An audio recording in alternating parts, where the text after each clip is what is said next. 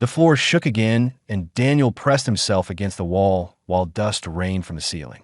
Red emergency lights painted everything the color of blood. Somewhere deep in the research facility, a voice kept repeating the same message over and over. 40 minutes until complete system failure. 40 minutes until the reactor melted down and turned this entire colony into vapor. Daniel ran through the corridor, checking his handheld scanner. The data cores were supposed to be in Lab 7. Command needed that research. Months of genetic studies on the local wildlife. Information that could save lives back on Earth. He had trained for emergency extractions like this. Get in, grab the objective, get out. Simple. Except nothing was ever simple. The lab door hung half open and Daniel squeezed through into darkness. His helmet light cut through the gloom. Overturned equipment everywhere. Broken glass crunching under his boots. The scientist had evacuated in a hurry when the reactor started failing. Left everything behind. He spotted the storage unit against the far wall and started toward it. That was when he heard the sound, soft, almost like crying. Coming from behind a collapsed shelving unit near the specimen cages, Daniel froze. The facility was supposed to be empty. Everyone evacuated 6 hours ago. His orders were clear. 30 minutes to retrieve the cores. No exceptions. No dilas. The transport ship would not wait. The sound came again. Weaker this time, thought he should ignore it. Stick to the mission. But his feet carried him toward the collapsed shelving anyway. Training said complete the objective. Something older than training said check what was making that sound. Daniel grabbed the metal frame and heaved. The shelving unit crashed aside and his breath caught that a dragon hatchling lay pinned under a broken cage. Barely the size of a large cat. Crystalline scales that should have shimmered caught no light at all. One wing bent at a wrong angle. Dark fluid pooled beneath it. The creature's eyes found his, and Daniel saw pure terror reflected back. That IT made that crying sound again. His radio crackled. Read, status report. You have 28 minutes. Daniel stared at the injured creature. Back at the data cores. At the creature again. Found the lab. Complications. Stand by. He knelt beside the hatchling, and it tried to drag itself away. Too weak. Daniel had volunteered at a wildlife rescue center before joining the military. 3 years working with injured animals. He knew that look. Knew what giving up looked like. Easy. I'm not going to hurt you. The dragon whimpered as Daniel carefully examined the cage. Heavy reinforced steel designed to hold fully grown specimens. The collapse had triggered some kind of lock mechanism. He would need tools. Time. Both in short supply. His scanner beeped. 25 minutes. Read, confirm you have the cores. Transport is prepping for dust off. Daniel pulled his multi-tool from his belt. Started working on the cage lock. The dragon watched him with those terrified eyes. Command, I need 15 minutes. Static. Then his commanding officer's voice. Cold. Precise. Negative. You have the cores or you don't. What's the delay? Daniel got the first lock open. Start on the second. The dragon shifted slightly and made a pain sound that cut right through him. There's a survivor. Xenobiology specimen. Injured. More static. Longer this time. You have your orders, Reed. Retrieve the data cores and extract. The facility is a loss. Everything in it is a loss. The second lock clicked open. Daniel carefully lifted the cage away. The dragon tried to stand and collapsed. That broken wing dragged uselessly. Sir, I can save it. Just need a few more minutes. Negative. Your mission is the course. Complete your objective and extract immediately. That's a direct order. Daniel looked at the data storage unit. At the dragon. Back at the storage unit point 20 minutes on his scanner, he pulled off his jacket and wrapped the dragon as gently as he could. The creature struggled weakly, then seemed to understand he was helping. It curled against his chest, warm despite the crystalline scales. Trembling. Reed, acknowledge your orders. Daniel stood with the dragon cradled against him. Started toward the exit, away from the data cores. I can't leave it. Reed, you're disobeying a direct order. Return to mission objective immediately. No, sir. The silence that followed said more than words. Daniel knew what he had just done. The consequences waiting when he got back. If he got back, that he ran for the exit. The dragon's heartbeat fluttered against his chest. Fast and scared, but still beating. The facility shook harder now. Lights flickering. The countdown voice had reached 15 minutes. Daniel rounded a corner and hit the emergency stairs. Started climbing. The exit was 3 levels up. He could make it. Had to make it 12 minutes. He burst through a doorway onto the ground level. Could see the transport pad through the windows. Empty. The ship had already launched without him. 10 minutes. Daniel ran for the emergency bunker. Maybe he could ride out the meltdown in the reinforced shelter. Maybe 8 minutes. The bunker door was sealed. Blast doors engaged. He punched in his override code. Error. Command had locked him out. 6 minutes. The dragon made that crying sound again, and Daniel held it closer. Found himself in the specimen preservation wing. Emergency stasis pods lined the walls. Designed to keep xenobiology samples alive during catastrophic events. 4 minutes. He yanked open the nearest pod. Climbed inside with the dragon still pressed against his chest. Hit the activation sequence. 2 minutes. The pod sealed. Frost began forming on the inside of the glass. Daniel felt the cold spreading through his limbs. The dragon burrowed deeper into his jacket. He could feel its small body shaking. It's okay. We're okay. The world faded to white. To nothing. The dragon's heartbeat against his chest was the last thing Daniel felt before the darkness took him. He had no way of knowing it would be the last thing he felt for 800 years. Voices pulled Daniel back from the darkness. Muffled at first, then clearer. Speaking words he could understand, but in accents he had never heard before. Life signs are stable. Bringing him out slowly. Careful. He's been under for a long time. Daniel tried to open his eyes, but his body would not cooperate. Everything felt heavy. Wrong. Like he had been asleep for days. Can you hear me?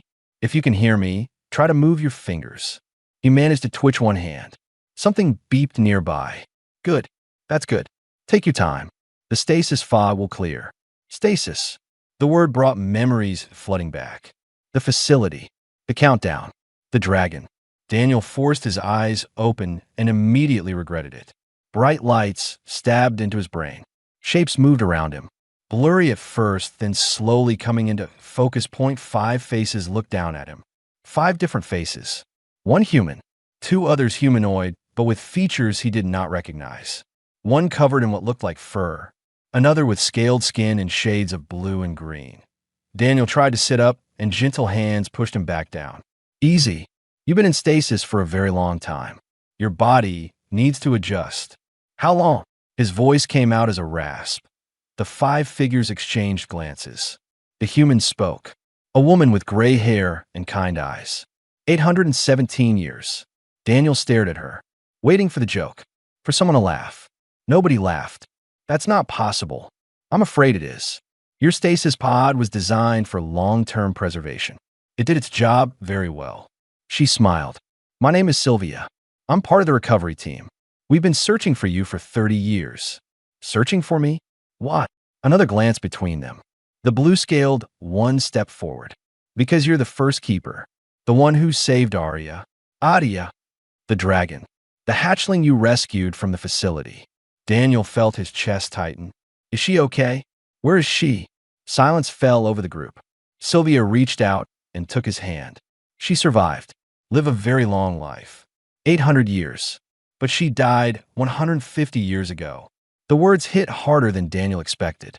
He had held that small, trembling creature for maybe 20 minutes total.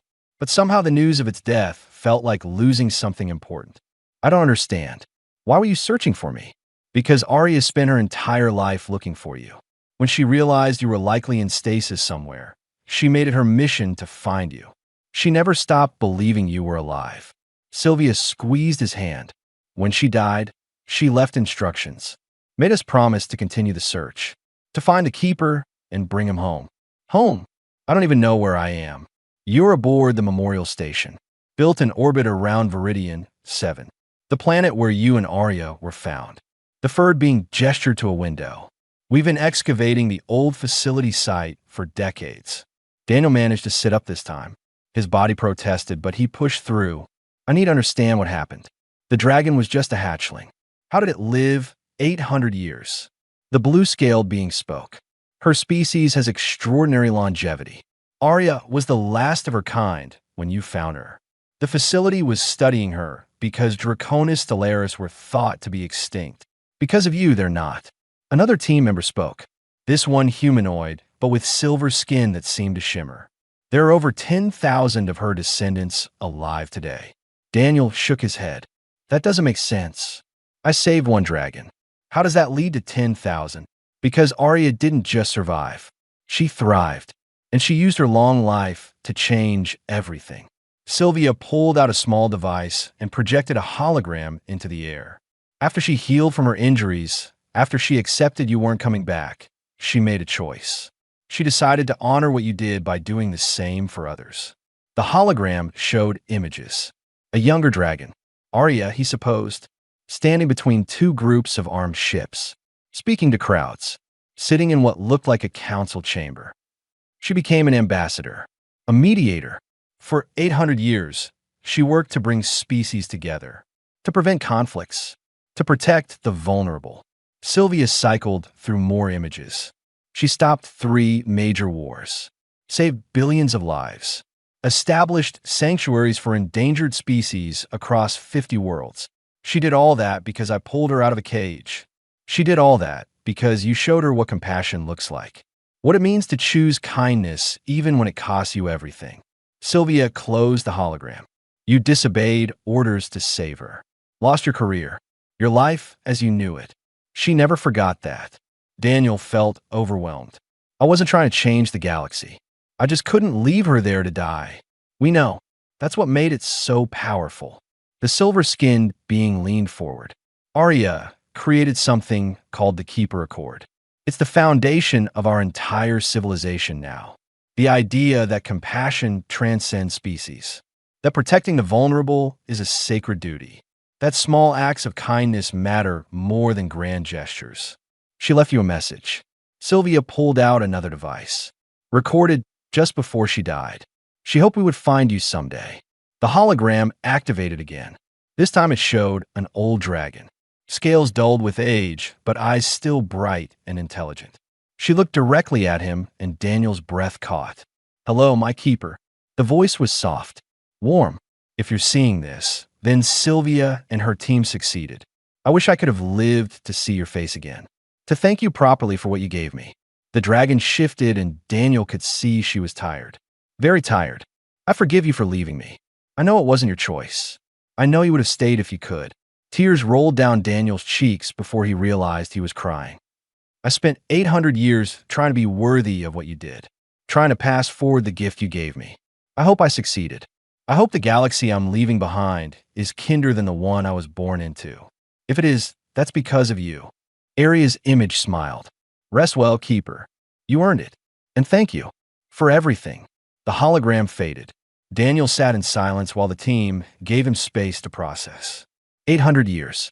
An entire civilization built on 15 minutes of compassion. It was too much. Too big. What happens now? He finally asked. Sylvia smiled. Now we show you what your choice created. And then, if you're willing, we'd like you to help us preserve it. The shuttle ride to the memorial took 2 hours, and Daniel spent most of it staring out the window at stars he did not recognize. Sylvia sat beside him, pointing out constellations and explaining which systems belonged to which species.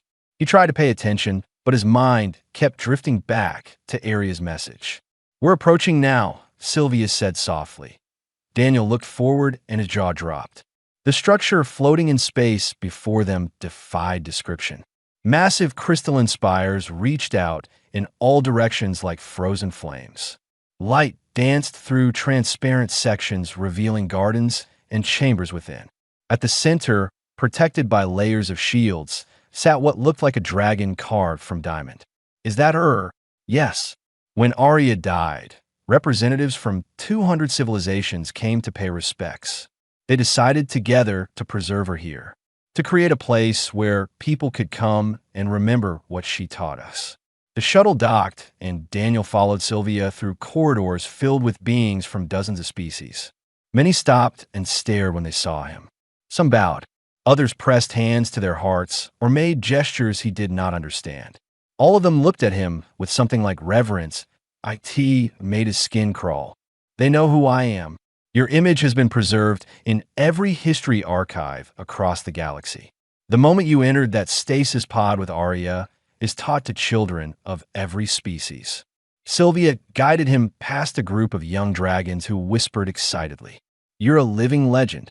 I'm just a guy who couldn't leave a hurt animal behind." Exactly. That's what makes it so powerful. They entered a large chamber, and Daniel stopped breathing.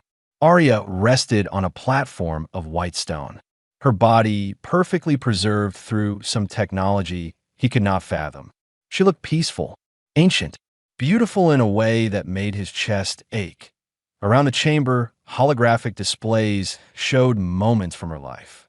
Daniel watched himself on one screen, younger, in his military uniform, pulling the cage off the injured hatchling. He had forgotten the salvage team would have found security footage. Other screens showed Arya at different ages, speaking to councils, standing between warships, teaching young dragons, always moving, always working. 800 years compressed into a few minutes of highlights. She was searching for me the whole time. For the first 200 years, yes. After that, she accepted you were probably gone. But she never stopped hoping. Sylvia walked to a display near Arya's resting place. "This is the Keeper Accord. Would you like to hear it?" Daniel nodded. Sylvia activated the recording. Arya's voice filled the chamber. Not the tired old dragon from the message, but someone younger, full of fire and purpose. "We, the civilizations of the Galactic Council, do hereby declare that compassion is not weakness, that protecting those who cannot protect themselves is the highest duty of the strong, that no being should be abandoned simply because saving them is inconvenient, that the measure of our civilization is not our technology or our weapons, but our willingness to care for each other across all boundaries of species and origin." The words continued, but Daniel had stopped listening. He walked up to Arya's platform and placed his hand on the stone, cold beneath his palm. "I'm sorry I couldn't come back. I'm sorry you spent so long looking. She wouldn't want you to apologize." A new voice spoke. Daniel turned to find a young dragon standing behind him, smaller than Arya had been, but with the same crystalline scales. "My name is Lyra. Arya was my great-grandmother many times over. You're her descendant. We all are. Every dragon alive today traces back to her." Lyra moved to stand beside Daniel. She told us stories about you, about the Keeper who gave up everything to save her, made us promise to honor that sacrifice by being better, by caring when it's hard. I didn't think about honor or sacrifice. I just reacted. I know. That's what she loved most about the story, that you didn't stop to calculate the cost. You just saw someone who needed help and helped them. Lyra gestured at the displays around them. Do you know how many wars she stopped by asking one simple question? Daniel shook his head. What would the Keeper do? Lyra smiled. Every time tensions rose between species, every time violence seemed inevitable, she would stand up and ask that question. And beings who were ready to kill each other would pause, would think, would remember that once a human chose kindness over duty. And if he could do that, maybe they could choose peace over war. That's a lot of weight to put on 15 minutes of decision-making. Perhaps. But those 15 minutes changed everything. Before Arya, the galaxy was fragmenting, species retreating into isolation, building walls instead of bridges. She showed us a different path, reminded us that we're stronger together than apart. Lyra touched the platform gently. She used to say that you gave her life twice. Once when you pulled her from that cage. Again when you showed her what life could be for. More beings entered the chamber. Daniel recognized some of the species from the shuttle. Others were completely new.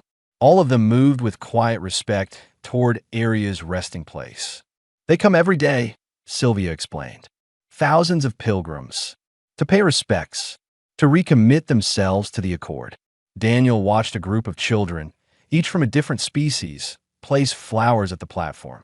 Their parents stood behind them, explaining something he could not hear. Teaching them. Passing down the story. What exactly does the council want from me? They want you to be the first keeper. To embody what Arya taught. to remind people that compassion is a choice we make every day. Sylvia pulled up a holographic document. There's a training academy.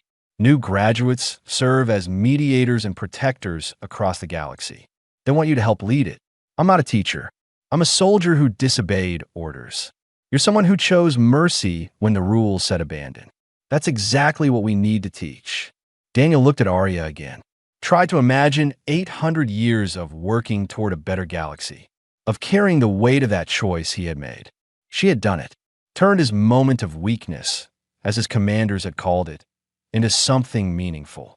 There's something you should know, Lyra said quietly. Not everyone supports the Accord. There's a growing movement. They call themselves the Pragmatists. They believe Arya made the galaxy weak. That compassion is a luxury we can't afford anymore. Why not? Because threats don't stop just because we're kind. And some beings see our mercy as vulnerability to exploit. Lyra's expression darkened. There's a situation developing on the border. A species we've never encountered. They're not responding to diplomatic contact. The Pragmatists want to strike first.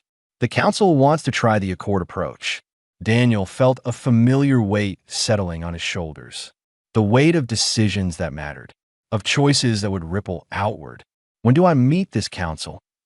The council chamber floated in the center of a massive station that housed representatives from 300 civilizations.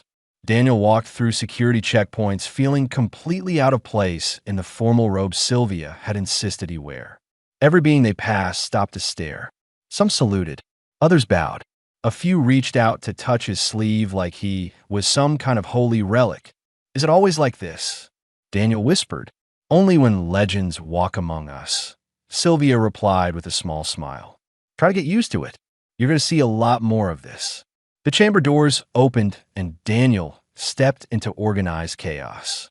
The room was shaped like a sphere with platforms suspended at different levels. Representatives from species he could not name argued in languages his translator struggled to process. Displays showed star maps and ship formations and data streams he could not begin to understand. Atop the center platform stood a human man with military bearing and hard eyes. Commander Owen Walsh, according to the name that appeared on Daniel's visual interface. The pragmatist leader.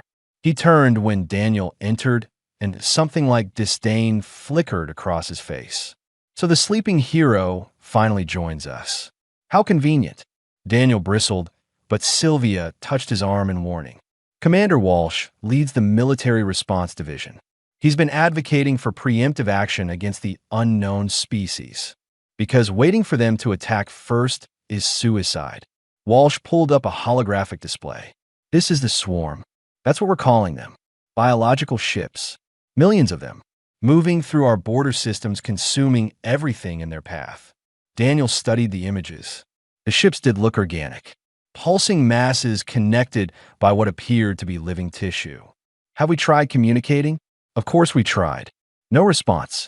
They ignore every frequency, every attempt to contact. Walsh zoomed in on one of the consumed systems. 3 colonies gone, 30,000 beings dead, and the council wants to send them flowers and poetry. We want to try the Accord approach, a new voice interjected. A being made of what looked like living crystal spoke from an upper platform. Give them a chance to explain before we assume hostility. They're eating planets. What more explanation do we need? Perhaps they're refugees. Perhaps they're fleeing something worse. The crystal being gestured at Daniel. The first keeper would not strike without understanding. All eyes turned to Daniel. He felt the weight of their expectations like a physical thing. I'm not here to make military decisions. I barely understand what I'm looking at. But you understand compassion. You understand giving beings the benefit of doubt. Lyra stepped forward from the crowd. Daniel had not realized she was in the chamber. What would you do if you found this swarm injured and trapped? Would you leave them to die? That's not the same thing, isn't it? You gave Arya a chance when she could have been dangerous. When saving her cost you everything. These beings deserve the same consideration. Walsh laughed. It was not a kind sound.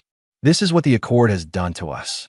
Made us so afraid of being unkind that we'll let ourselves be slaughtered. Your dragon friend created a galaxy of victims waiting to happen. Daniel felt anger flash through him. Arya created a galaxy where different species work together instead of killing each other, where children grow up learning to care instead of hate. That's not weakness. Tell that to the 30,000 dead. Tell that to the billions alive, because Arya stopped 3 wars. Daniel stepped closer to Walsh. I read the reports. The conflicts she mediated. Each one would have killed more beings than this swarm has. But you don't count those lives saved, do you? You only count the ones lost. Silence fell across the chamber. Walsh stared at Daniel with barely controlled fury. You've been asleep for 8 centuries. You know nothing about how this galaxy works now. Nothing about the threats we face. Your simple soldier's morality doesn't apply anymore. Maybe, or maybe the galaxy needs simple morality more than ever. Daniel turned to address the entire council. I don't know if the swarm can be reasoned with. I don't know if they're refugees or conquerors. But I know we haven't really tried to find out. We've sent messages and waited. That's not the same as actually making contact. What are you suggesting? The crystal being leaned forward. Let me go. Let me try to communicate directly. Face to face. Or whatever they have instead of faces. Daniel felt the idea forming as he spoke. If they kill me, you have your answer. If they don't, maybe we learn something useful. Absolutely not. Sylvia moved to his side. You just woke up. You're not ready for a first contact mission. I'm more ready than you think. I was trained for dangerous situations. And I'm apparently already a symbol to half the galaxy. Let me do something useful with that. Walsh crossed his arms. You really think you could just fly up to a planet-eating swarm and make friends? I think I can try, which is more than anyone else is offering. Daniel looked around the chamber at hundreds of faces from hundreds of worlds. Arya spent 800 years asking what I would do. Well, I'm here now, and I would do this. I would try. The crystal being consulted with others in a language that sounded like wind chimes. Finally, it spoke. The council will vote. But know this, First Keeper. If we send you and you fail, the pragmatists will have their war.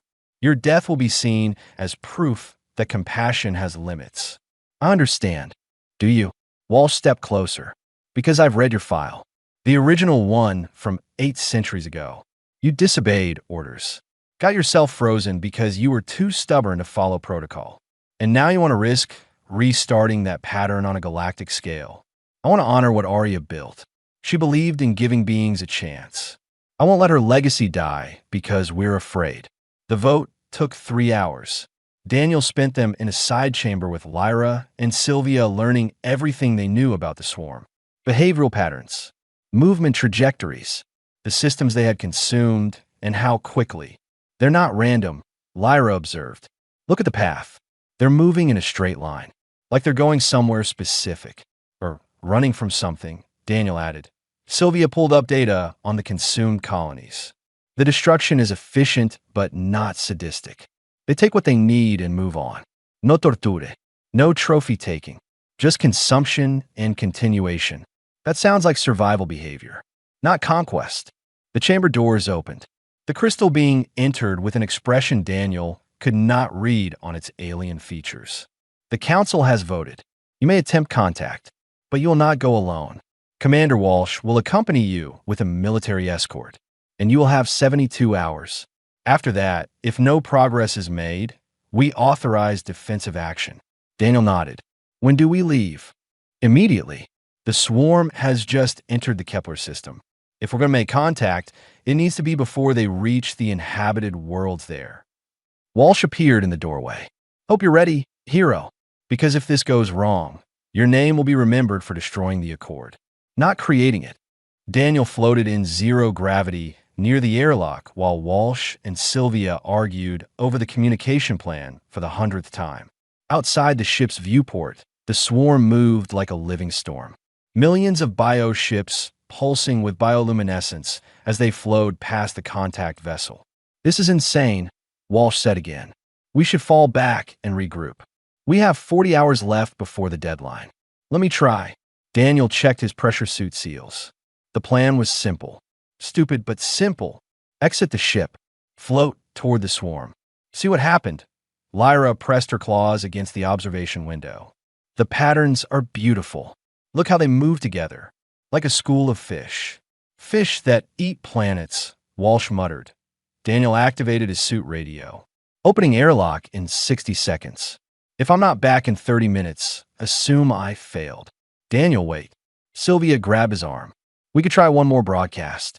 Give them more time to respond. We've been broadcasting for 2 days. If they were going to answer radio signals, they would have by now. Daniel pulled on his helmet. Sometimes you have to meet beings on their terms. The airlock cycled, and Daniel pushed himself into open space. The swarm loomed before him. Massive, overwhelming. Each individual ship was the size of a transport vessel. Millions of them moving in perfect coordination. The bioluminescence pulsed in waves across the entire formation. Daniel activated the recording device in his suit and broadcast on every frequency. Not words this time. Something simpler. He played the audio file Lyra had given him. The distress call Arya had made when she was trapped under that cage 8 centuries ago. The swarm's movement stuttered. Just for a second. But Daniel noticed that he played it again. Louder. The nearest bioships began separating from the main formation. Moving toward him. Daniel's heart hammered at his chest. Walsh's voice crackled in his ear. They're surrounding you. Get back to the ship. Now. Wait. They're not attacking. They're curious. The bioships formed a sphere around him, each one easily large enough to swallow his entire body. They pulsed with light in patterns that reminded Daniel of Morse code. His translator caught fragments. Not language exactly, more like emotions broadcast as bioluminescence, confusion, curiosity, recognition. One of the larger ships opened what might have been a mouth or might have been a port. Something emerged, not hostile, not aggressive, a smaller organism, translucent, delicate. It floated toward Daniel, trailing tendrils of light. Daniel held very still as it approached. The organism circled him once, twice. Then it pulsed, and the translator finally found purchase. Old song, old cry.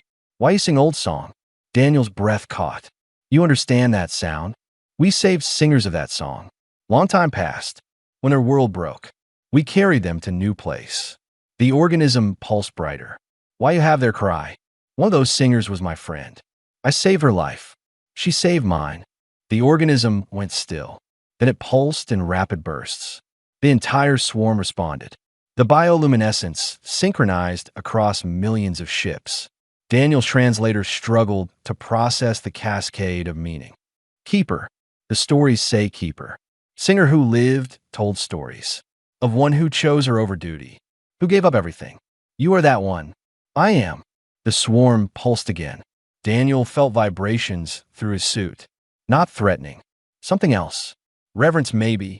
Or recognition. We flee the devourers. Ancient enemy. They follow. They consume. We must run or die. We take what we need to survive. We regret harm caused. But we cannot stop. Cannot turn back. The devourers. Daniel activated his link to the ship. Walsh, are you getting this? Every word. Ask them about the consumed colonies. Daniel swallowed hard. The worlds you passed through. The beings that died. Can you explain? The organism dimmed. We take only nutrients needed for flight. We did not know colonies were there until too late. By then, stopping would mean death for all of us. We chose our survival. We carry guilt for this choice. How many of you are there? Millions of ships. Billions of beings. Mostly young. Mostly children. We flee so they might live.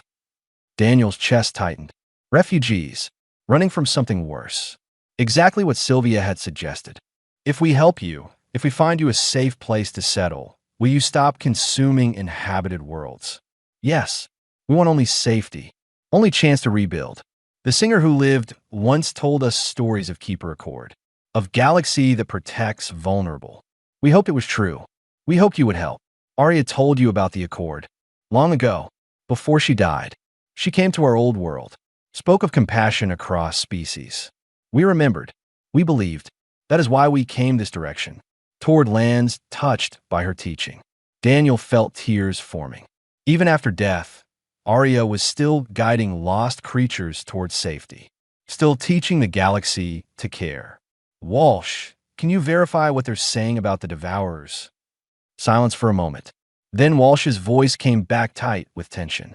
Long-range scans confirm massive energy signatures following the swarm's path. Moving fast.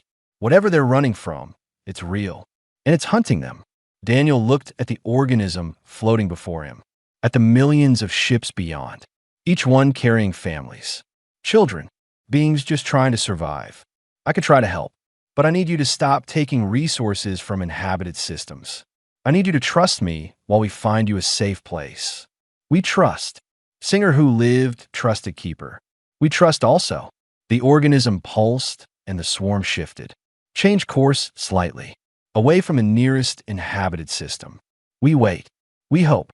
Please hurry. Devourers come fast. Daniel pushed himself back toward the ship, his mind already racing with ideas. They needed uninhabited systems with the right resources. They needed defenses against the Devourers. They needed council approval for one of the largest refugee operations in Galactic history. He cycled through the airlock to find Walsh and Sylvia waiting. The commander looked shaken. They're refugees, fleeing an extinction event. And they know about Arya, about the Accord. I heard. Walsh ran a hand through his hair. I was wrong. About striking first. About them being mindless destroyers. We need to get back to the council. We have maybe a week before the Devourers catch up to the swarm. We need to find them sanctuary before then. Lyra stepped forward with a holographic star map.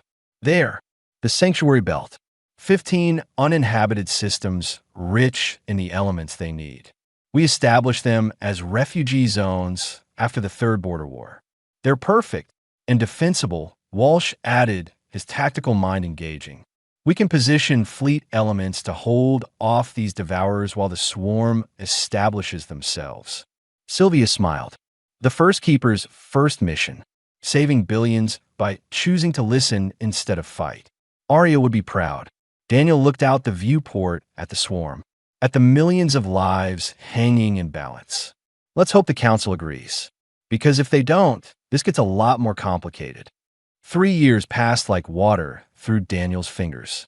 He stood in the observation deck of Keeper Academy, watching students practice diplomatic scenarios in the training rooms below. A young dragon worked with a human cadet to negotiate a resource dispute. In another room, a swarm offspring taught communication techniques to a mixed group of species. The academy had been Lyra's idea, a place to train the next generation of beings who would carry forward the principles Arya had established. Daniel had resisted at first, insisted he was not qualified to teach.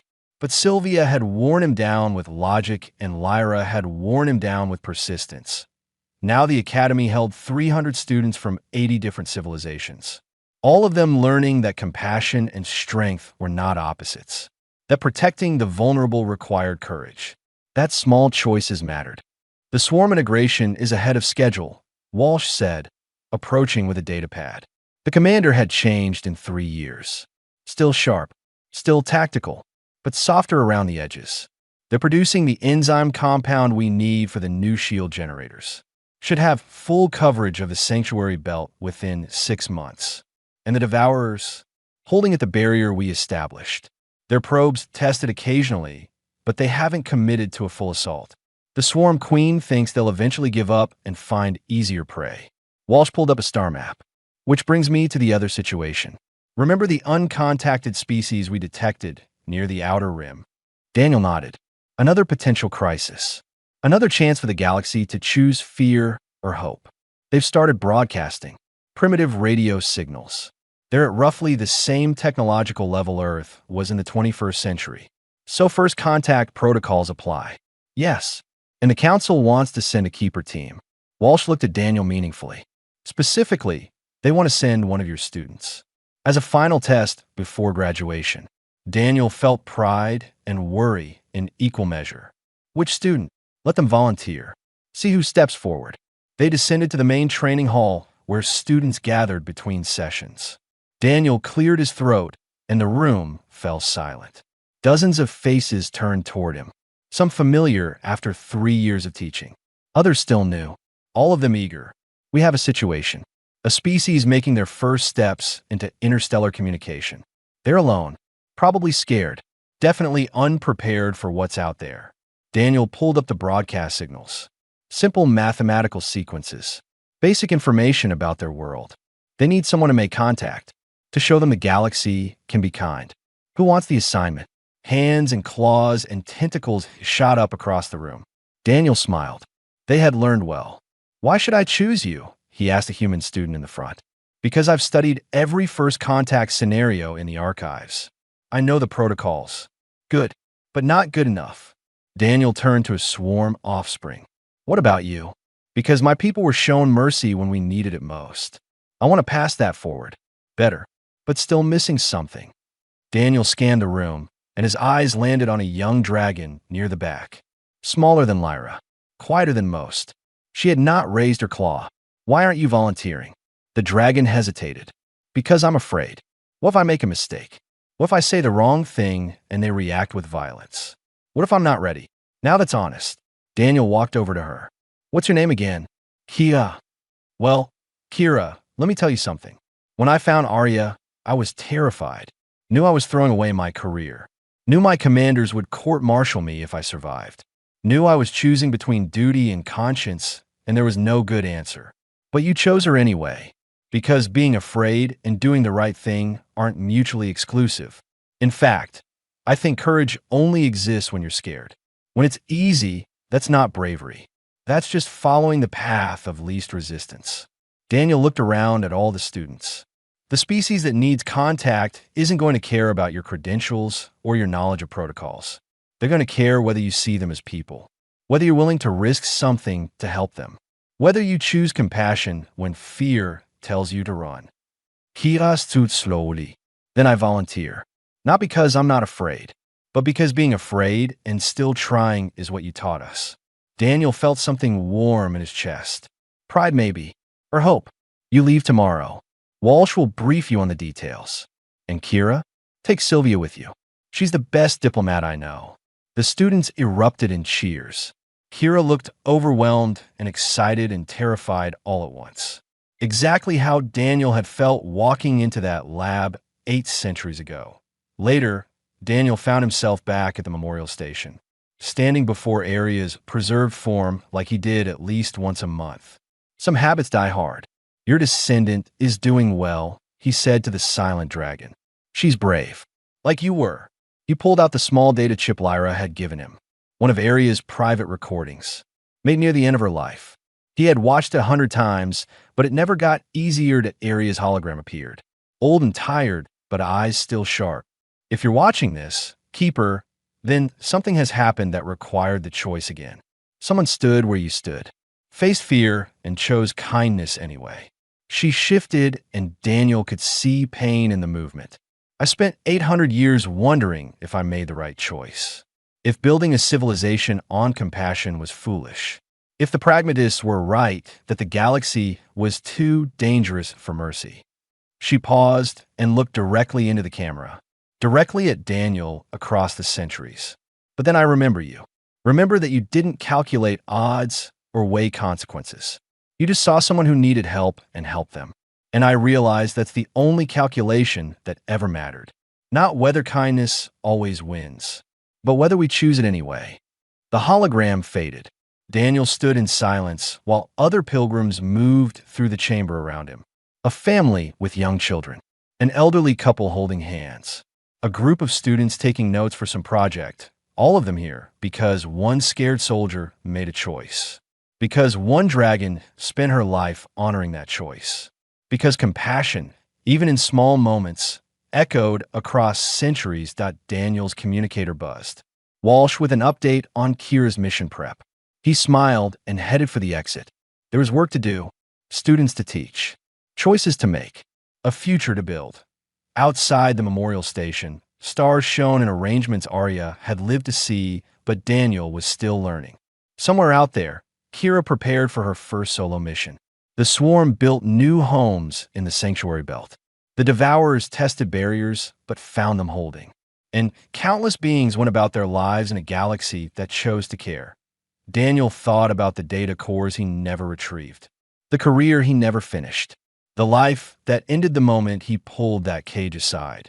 And he thought about everything that came after. The civilizations saved, the wars prevented, the academy training new keepers, the students volunteering despite their fear. Worth it. Every second of it worth it.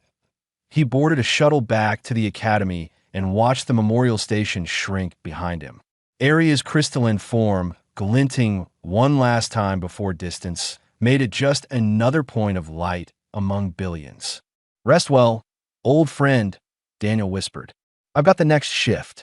And somewhere in the endless dark between stars, Daniel could have sworn he felt her approval. Could have sworn he heard her voice one last time. Thank you, Keeper, for everything. The shuttle turned toward home, and Daniel smiled. The future was uncertain. The galaxy still dangerous. But as long as beings chose compassion over convenience, kindness over cruelty, and hope over fear, Area's legacy would live on point one small choice at a time.